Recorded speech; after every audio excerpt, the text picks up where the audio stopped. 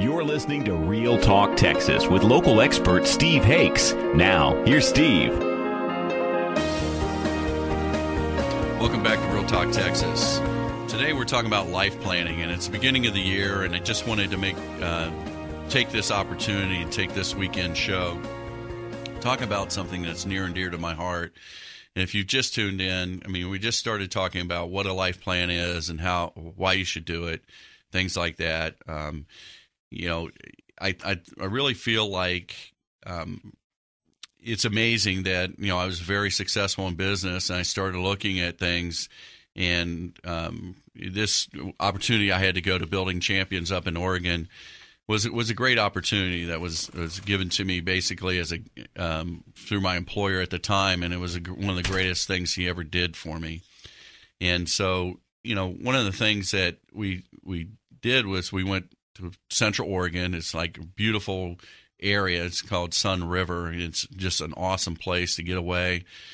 And, we left your cell phones in the room, left the computers in the room, all those things to really give yourself some time to do some reflection and assessment and to really break down, where am I? And I bet a lot of you listeners out there have gone through this where you're in the heat of it. I think everybody's been in the battle of, making a living, finding a job, keeping a job, trying to make the ends meet over the last few years. And I think we're going to have more of the same. So I guess, it's one of those things like Les Brown always said, if you want to keep on getting what you're getting, keep on doing what you're doing. So I think that you should this is what I will be doing in the next week, and that is I'll go someplace, and I'll get away from all of those things, and I will sit down and I'm going to review my life plan.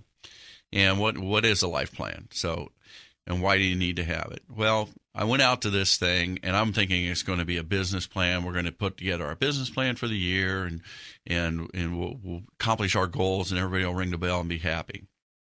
Well, I got a curveball thrown to me. When I got out there, the first 2 days, and Daniel Harkavy is the owner and CEO of Building Champions, a great organization. They're executive coaches and personal coaches, and they just do a great job.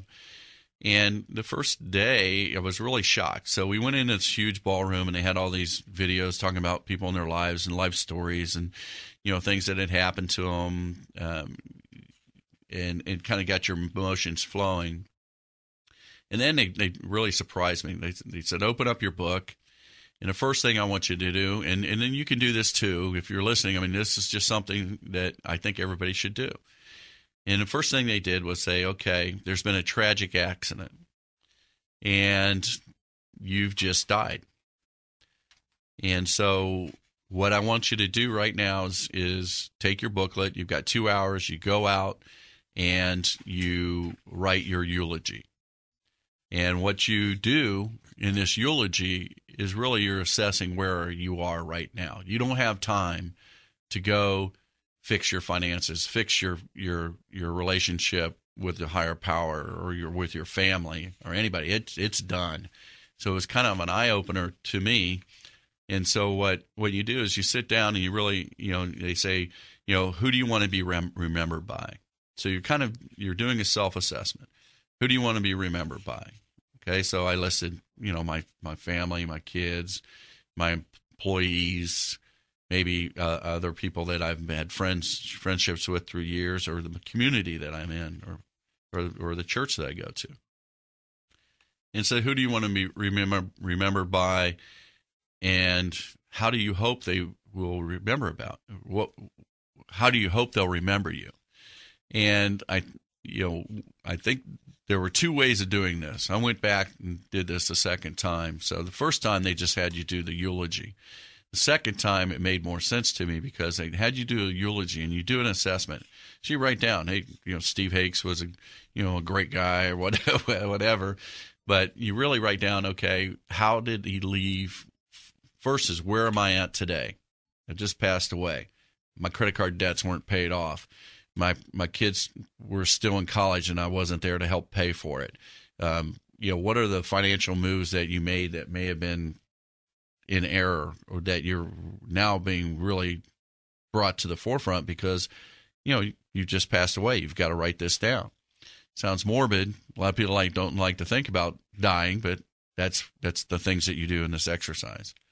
So I wrote all these things down, and you go down to how were your relationships with each of your children, or with your spouse, or with your parents, and you kind of write down, here's the people, and here's what they would say about you today, and here's what that relationship was with them.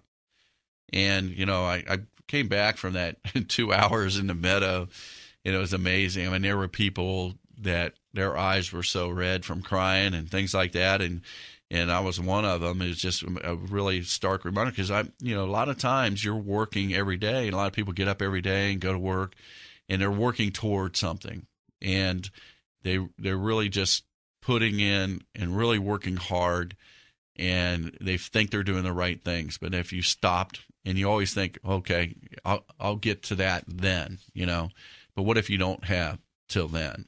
So it really, for me personally, made a huge difference, because what I did was I did my eulogy, came back, and you don't have to share it with anybody. Everybody was just telling stories about their life and things like that, some of the speakers. And then the next thing that they do is they say, okay, now you got new life, go out 20 years from now and write your eulogy again, what it will be like if you had the opportunity to do everything to make it right for you. So it's kind of like the beginning assessment. Here's where I am, and here's where I'm going. Here's where I really want to be.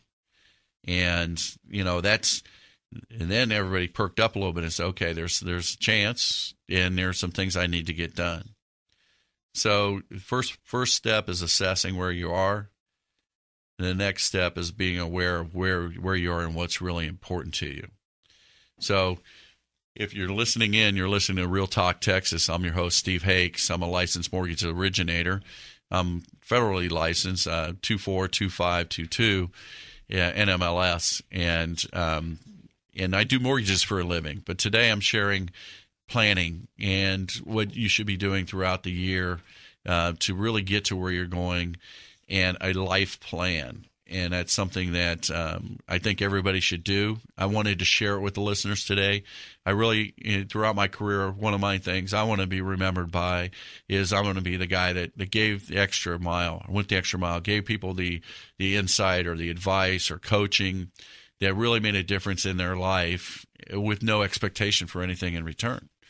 And so that's really one of the things in my life plans, and this is part of it, is sharing this with you guys. So what's the next step? So you do your eulogy, you figure out where you're at. Now you figure out where you want to be. So how do most plans go? You fill in the gaps, right? So the next step you want to do is, and if you've ever been in sales and you've had accounts, for me in a business standpoint, it was really easy because, I have this account, that account, that account, that account, and these are what I expect to get in business from those accounts, and here's how it all collectively comes together, and it gives you a good end result at the year end as far as a business plan goes. Well, believe it or not, it works in life too. So I didn't really realize that until I sat down and did this exercise. And so here's some examples of some accounts if you were going to take the next step in your life plan, and you're going to walk through this. So you've done your assessment, and you've also made in that assessment what's really important to you: your faith, your family, your health, your children, maybe your career. Maybe it's a charity that you work with. Maybe it's your community. And maybe there's some dreams that you have, personal dreams, things like that. Each of those can be broken down into accounts. So what I'm talking about is life planning and really having a business plan. I always say business plan because that's what I grew up doing, is always business plan. What about life plans? So this is your life plan, very much like a business plan, where you're breaking down your accounts of what's important to you and how do you get from where you are today to where you want to be at the end of the day, and actually put this together. So if you're listening, stay tuned, because we're gonna go into the next steps of how you actually accomplish this now that you've done your assessment. So think about this during the break when we go there, okay? If you were to get out a piece of paper, maybe let's just say 6 pieces of paper, and you were to write at the top of it these accounts, what's important to you? What do you want? What are you really going to want to make an impact, and what do you want it to look like? And that is, maybe it's a relationship with God, maybe it's a relationship with your spouse.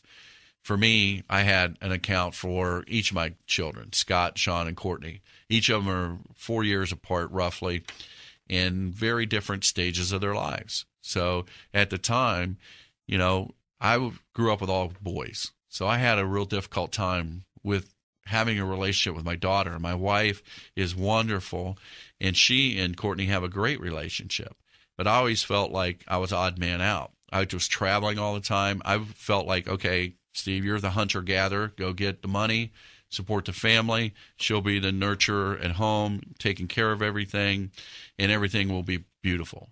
Well, what I found when my daughter was a senior in high school, and what really came out during this trip to Oregon, was that I had a poor relationship with my daughter.